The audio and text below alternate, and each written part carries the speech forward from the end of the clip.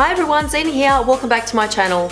Today's look is a very smoky and warm colored, I guess, purple, orange and red halo and smoky eye. Don't even know what to call it, but yeah, basically a mishmash of colors. This really makes brown eyes stand out, and basically, yeah, just a nice warm kind of eye look. Probably something to be worn for nighttime, not so much daytime. I have incorporated red eyeliner and I've kept the lips very neutral, as you can see. So just a fun look, and I've paired it up with these fabulous earrings that my friend Ali gave them. How cool are they? Like mega sparkly. So yeah, very simple look surprisingly, and is a lot quicker to do than some of my other looks in the past. So stick around and I'll show you how to get it done.